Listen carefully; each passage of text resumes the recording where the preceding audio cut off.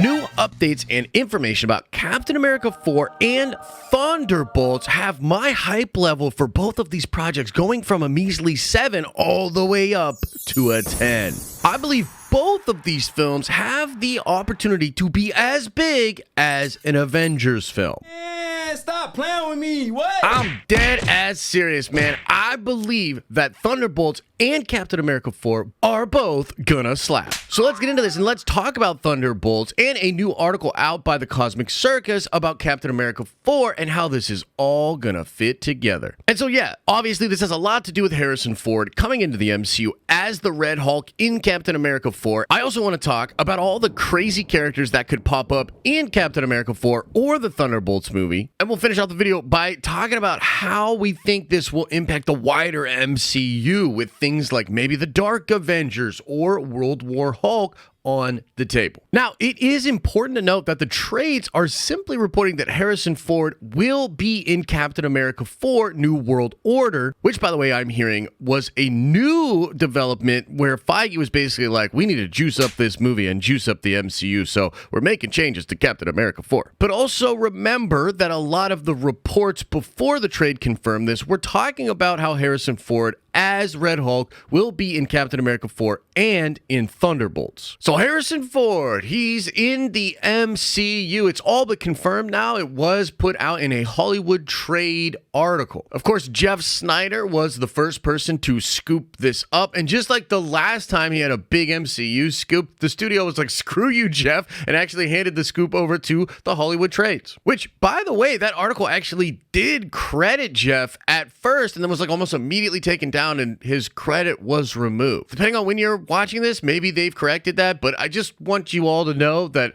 it's not the Hollywood Trades that are really breaking these stories. It's freaking Jeff Snyder, and then the studio and the trades are like kind of trying to control the narrative after that. Either way, it's just nice that it's more or less confirmed. Again, when a Hollywood Trade comes forward to say something, it's like 99.9% correct. They have a direct line to the studios. The studios can reach out to them and be like, hey, don't put that out. It's not actually true. And for their own part, they literally just don't put out false narratives or information. Now, before we get into the new rumors and reports out there about what Harrison Ford will be doing in the MCU now, I just want to linger on the idea of Harrison Ford. Now, we've talked about this in several other videos and streams at this point, and I absolutely love Harrison Ford being Thunderbolt Ross. I think that's awesome, but a lot of fans are like, yo, he's super old. Like, how did they convince him to do this? And would he actually continue to play this character for a long time? Something just doesn't feel right here. Is this just a one-off for Harrison Ford, or what is going on? And according to the reports, he is at least going to be involved in 2 MCU movies, and I would say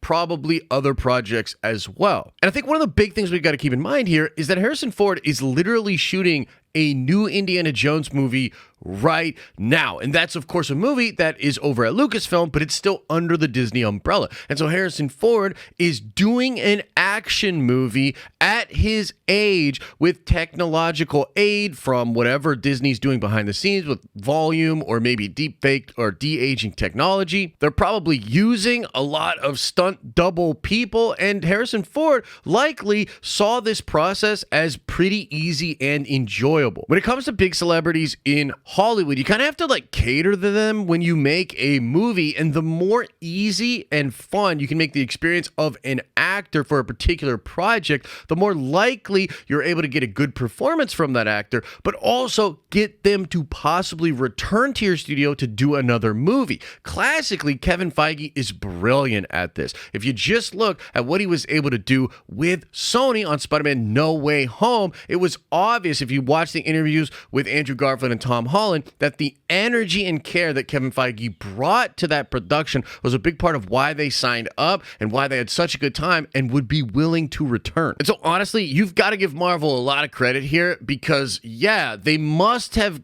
approached Harrison Ford with like almost a damn near perfect pitch and understood that he was currently filming a movie, a big action movie, and it was probably the easiest project he'd ever done in his life. But also it's worth noting here that even though Harrison Ford is an older guy, he still loves being active. He still flies planes. He still does physical activity, including working out. So he's not just a total schlep couch potato old man. Okay, but now let's talk about the plot of of New World Order and how we see Thunderbolt Ross tying into this. Now, it's really important to note here that the Cosmic Circus recently put out a big exclusive talking about a lot of the production for Captain America New World Order, and one of the tidbits in there had to do with Harrison Ford's Ross. The article says, here's a little tidbit I heard recently. Apparently, Ross will no longer be Secretary of State and will be a private citizen. No doubt he'll still have his military and other powerful connections and his plans for his own New World Order in the works. It will be interesting to see what, if any, relationships he has with Tim Blake Nelson's leader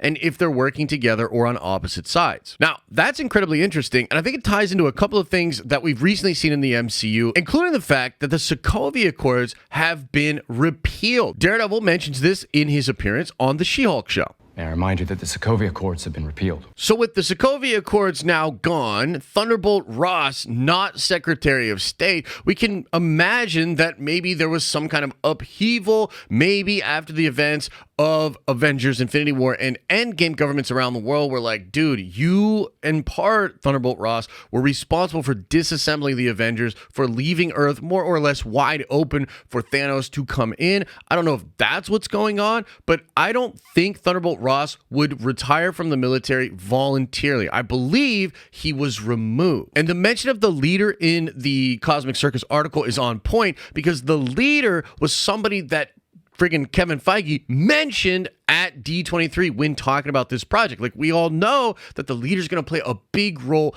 in this show, and he was also originally supposed to pop up at the end of the She-Hulk show. And even before the rumors of Harrison Ford joining this project were out there, there were rumors that the Red Hulk was going to be in Captain America New World Order. But I also think it should be obvious that when you get a caliber actor like Harrison Ford, that person is going to star. So I think we can expect now that the plot of Captain America New World Order will center around Sam Wilson and Thunderbolt Ross. I don't know if they'll be on the same side, if they'll be estranged allies fighting against the leader and whatever he's trying to do. But regardless, I think you can expect a lot of scenes between Sam Wilson and Thunderbolt Ross, which is brilliant because they both have this military connection, although they obviously were on opposite sides of the Marvel Civil War. So you've got the Red Hulk possibly showing up. I imagine that being later on in the movie. I think you'll see a lot of just Harrison Ford, but eventually, yes, you will get Red Hulk Harrison Ford. Carl Lumbly is said to return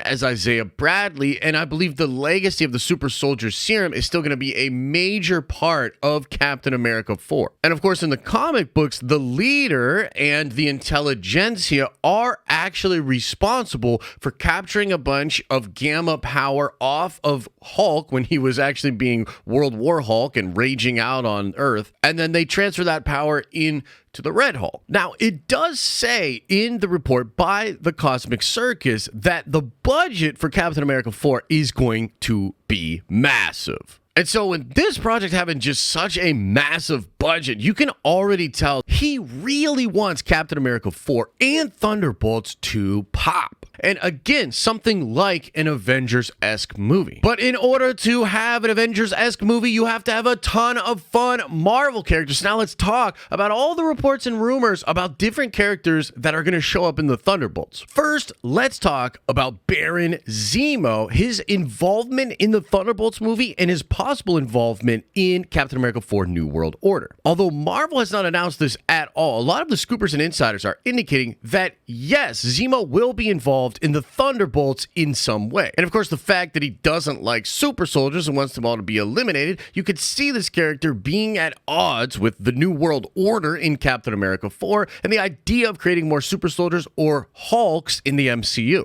Zemo is intense and interesting, and I think he could be sprinkled maybe into Captain America 4 and then also play a role behind the scenes in Thunderbolts. So that's one wild character, but previous to all this business with Harrison Ford and the Red Hulk, we had actually heard that you were going to get Moon Knight in this movie with Sam Wilson, and they were going to be fighting against the Serpent Society, and the Serpent Society was going to be doing something mystical, therefore needing the involvement of Moon Knight. And obviously, it seems like this movie has gone through a lot of changes, so who knows how much of that is still going to be in the film. But Moon Knight, having military connections as well, could be somebody that's called upon by either Thunderbolt Ross or Sam Wilson. It's really interesting, the sort of dynamic of the Moon Knight character possibly being involved in this film. And then on top of that, the Cosmic Circus notes in their new article that they originally heard that Blade, Mahershala Ali, was actually going to be in this movie as well. And strangely enough, we just recently heard that Mahershala Ali was fitted in his actual Blade costume recently, like right around the time that the director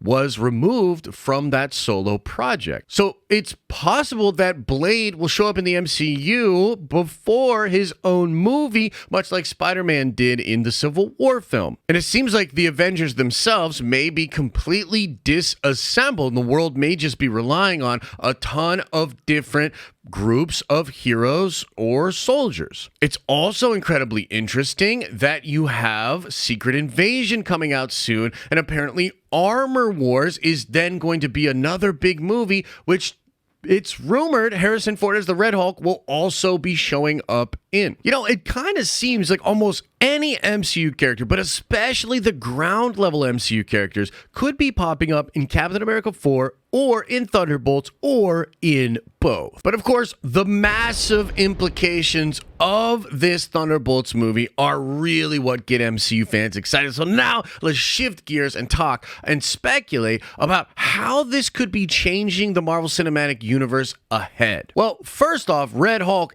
absolutely awesome and incredible. And I assume he will eventually become the person that's in charge of the Thunderbolts because he's Thunderbolt Ross. And obviously Feige and everybody at Marvel is probably just kind of seeing how people responded to Val possibly being in charge of it. And everyone's like, oh, hell no, fam. So you're going to get Thunderbolt Ross, major player in the MCU, but him being a Hulk and being the freaking Red Hulk is insane. I mean, Red Hulk is very, very powerful as it currently stands with Hulk and his emo, weird haircut son Scar. I think Red Hulk clears both of them. I mean, they're literally at a point where they're like wearing cardigans and weird outfits like that, which is honestly sad because Scar in the comics is an absolute savage. But he looks more than domesticated at the end of She-Hulk, okay? So maybe they'll fix Scar, but either way, what I'm saying to you is those Hulks and even She-Hulk do not have the savagery needed to be able to fight against the Red Hulk. And maybe Red Hulk coming into the fold and possibly even having a